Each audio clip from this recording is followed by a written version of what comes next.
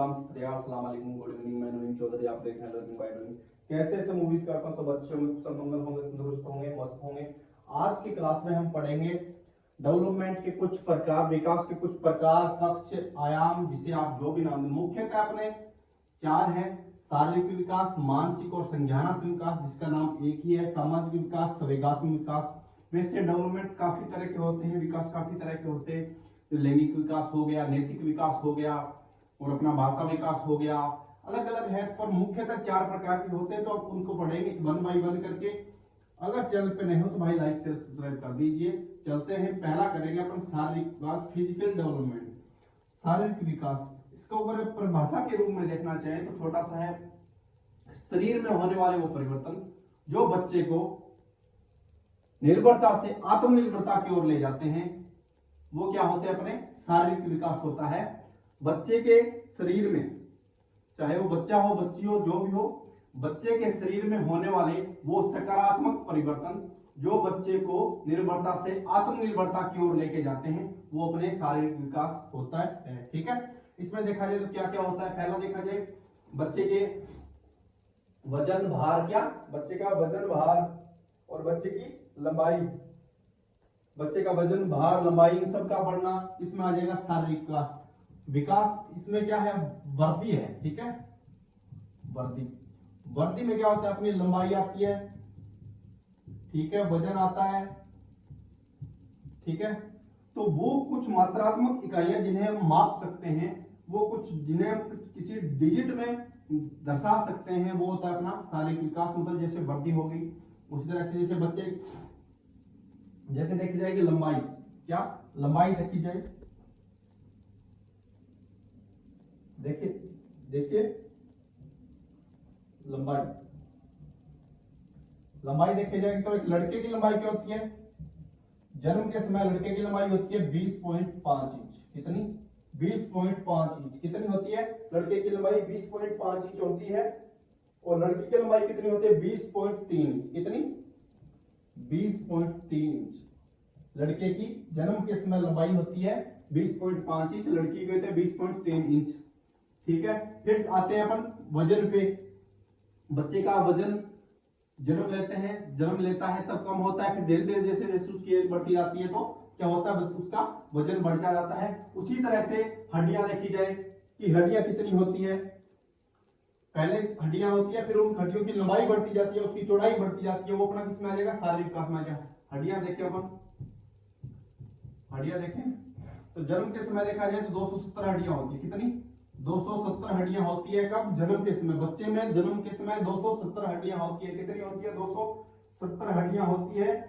और बाल्यावस्था में वो हड्डियों की संख्या कितनी हो जाती है? बाल्यावस्था में मतलब 2 से 12 वर्ष के बीच, 2 से 12 वर्ष के बीच वो हड्डियां होती है 350 हो जाती है। कितनी? 350 हो जाती है। और जैसे जैसे जैसे जैसे उसकी उम्र बढ़ती जाती है, वैसे वो किशोरावस्था में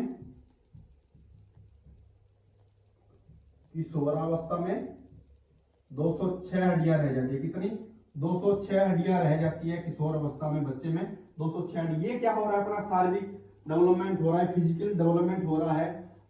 तो हम क्या कह सकते हैं कि शरीर में होने वाले वो सकारात्मक परिवर्तन जो बच्चे को निर्भरता से आत्मनिर्भरता की ओर लेके जाते हैं। जैसे बच्चे को पहले साइकिल चलाना सिखाया जाता है, वो फिजिकल डेवलपमेंट नहीं कर पाता, फिजिकल बैलेंस नहीं कर पाता, उसको पीछे से पकड़ के चलाना सिखाया जाता है, धीरे धीरे वो खुद ब खुद साइकिल को चलाने लग जाता है। तो वो क्या कर रहा है? वो उसका फिजिकल डेवलपमेंट हो रहा है। और देखा जाए कि सबसे ज्यादा फिजिकल डेवलपमेंट कहाँ पे होता है तो खेल के मैदान में बच्चे का होता है। बच्चे को खेलने दिया जाए, कहते हैं ना कि खेलने पे बच्चा तगड़ा रहता है, मजबूत रहता है। तो वो ही बात है, जितना बच्चा खेल के मैदान में अपना टाइम स्पेंड करेगा, खेलेगा बचपन में, उतना ही उसका क्या होगा? फिजिकल डेवलपमेंट सबसे अच्छा होगा। फिर आता है अपना मानसिक और संज्ञानात्मक विकास, जिसे हम कह सकते हैं मेंटल डेवलपमेंट। क्या कह सकते हैं? Mental development. मानसिक, मानसिक मतलब अपने दिमाग का विकास कैसे होगा, अपने सोचन शक्ति का विकास कैसे होगा, अपन किसी चीज को, अपन कोई काम कर रहे हैं, कोई समस्या आ गई, उसका समाधान कैसे करेंगे, वो आता है अपना मानसिक विकास में। जैसे पहला आता है अपना समस्या समाधान, समस्या समाधान समस्या समाधान आ गया। दूसरा क्या होगा, संवेगों पे कंट्रोल।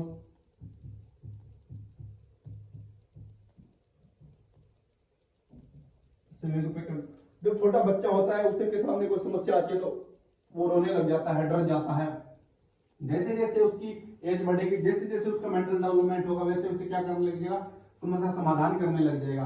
संवेग पर कंट्रोल करना है। अगर 6 साल का बच्चा है, 6 साल का बच्चा अपने संवेग पे कंट्रोल करने लग जाता है, अपने गुस्से पे कंट्रोल करने लग जाता है। उसे पहले क्या होता है कि उस गुस्से आता है तो या खिलौने तोड़ देता है, या फिर गालियां निकाल देता है, किसी वस्तु फेंक देता है, किताबें फाड़ देता है। वैसे हरकतें का जैसे बच्चा 6 वर्ष का हो जाता है, कितने 6 वर्ष का हो जाता है, तो अपने क्रोध पर क्या करता है, कंट्रोल करने लग जाता है। तो वो क्या होता है, उसका मानसिक डेवलपमेंट हो रहा है। क्या हो रहा है, मानसिक डेवलपमेंट है। उसके उसे पता है कि गुस्सा करना नहीं चाहिए, समझने लग जाता है, कोई समस्या उसका समाधान करने लग जाता है, चिंतन करने लग जाता है, विचार करने लग जाता है। अगर उसके सामने आप कोई भी दो विकल्प रखोगे, एक तरफ तो आपकी क्या है, कुआं है, एक तरफ आपकी क्या है, कोई अच्छा कुछ मान लो पार्क है, तो आप कौन सी साइड, जो बच्चा होगा जब उसका मानसिक डेवलपमेंट अच्छे से नहीं होगा तो उस साइड भी जा सकता है, इस साइड भी जा सकता है। मगर वो जब वो समझदार हो जाएगा ना, तो वो पार्क की तरफ ही जाएगा, ना कि उस खाए हुए कुएं की तरफ जाएगा। ये क्या होता है, अपना मेंटल डेवलपमेंट, मानसिक विकास और संज्ञानात्मक विकास। समस्या समाधान हो गया, चिंतन हो गया और तर्क वितर्क हो गया। अगर कोई बात रखते हो तो उसका वो आपसे पूछेगा कि मैं ऐसा क्यों करूं, मेरा इसमें क्या फायदा है, आप मेरे से ऐसा क्यों करवा रहे हो, आप नहीं कर सकते क्या। तो वो सारा किसमें आ जाएगा, मानसिक विकास में आ जाएगा। फिर चलते हैं अपन सामाजिक विकास। सामाजिक विकास, सामाजिक विकास मतलब सोशलाइजेशन। इसमें एक छोटी सी इंपॉर्टेंट परिभाषा है, आपको बता दूं। पहले अरस्तु ने कहा था, किसने कहा था, अरस्तु ने। अरस्तु एक अच्छे दार्शनिक और साइकोलॉजिस्ट माने जाते हैं। क्या, अच्छे दार्शनिक और साइकोलॉजिस्ट माने जाते हैं अरस्तु।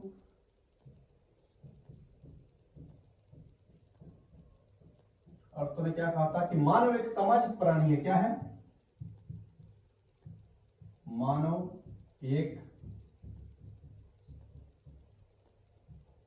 सामाजिक प्राणी है जो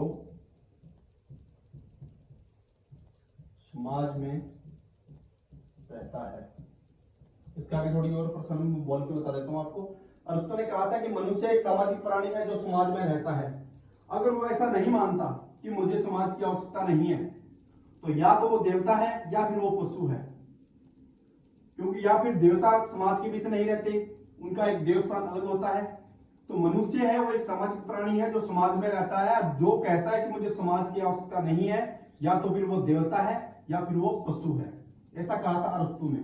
ठीक है, तो ये बात जहां तक देखी जाए वहां तक एकदम शाश्वत सत्य है कि हाँ ऐसा ही होता है। या तो पशु अकेले रहते हैं या फिर देवता अकेले रहते हैं। मनुष्य है उसको तो एक सोशलाइजेशन, आपस में लोगों से मिलना जुलना, बातें करना, सारा क्या होता है, करना ही पड़ेगा। तो सामाजिक विकास होता है। और इसमें देखा जाए कि इसकी परिभाषा क्या है सामाजिक विकास की। इसकी परिभाषा आप लिखना चाहो लिख सकते हो कि एक बच्चे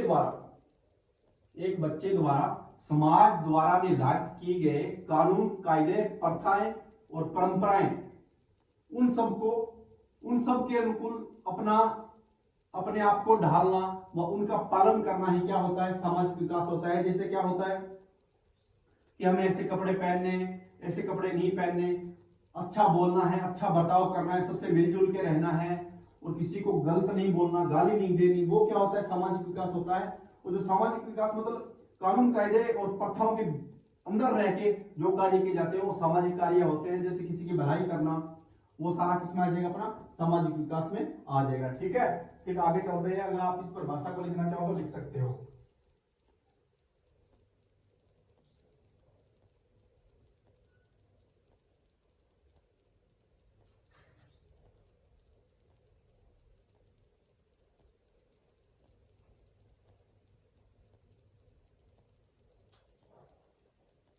और आगे देखा जाए तो बालक के सामाजिक विकास को क्या करता है, पर्यावरण प्रभावित करता है। वो जिस माहौल में रहता है उस माहौल के अकॉर्डिंग उसको ढलना पड़ेगा, चाहे वो कितना भी समझदार हो।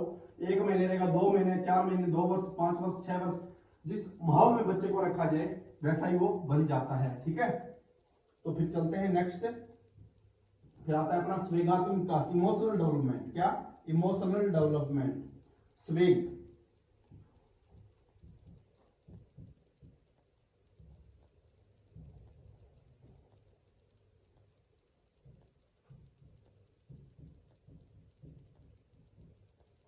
स्वेग देखा जाए तो स्वेग पर सर्वप्रथम लिखने का प्रयास, सर्वप्रथम अध्ययन करना, अध्ययन किसने किया और लिखा किसने और बताया किसने? किसने बताया था? सर्वप्रथम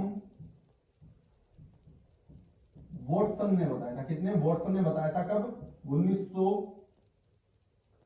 1900 समथिंग है, पूरा क्लियर याद नहीं है, मैं बता दूंगा आपको। 1900 के लगभग बताया था। किसने?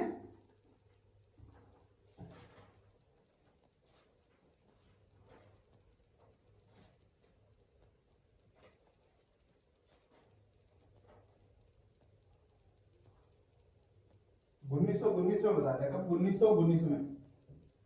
1919 में वॉटसन ने बताया था स्वेगों के बारे में, और सर्वप्रथम अध्ययन भी इन्होंने किया था। क्या? अध्ययन, अध्ययन भी वॉटसन ने किया था कि स्वेग होते हैं। ठीक है।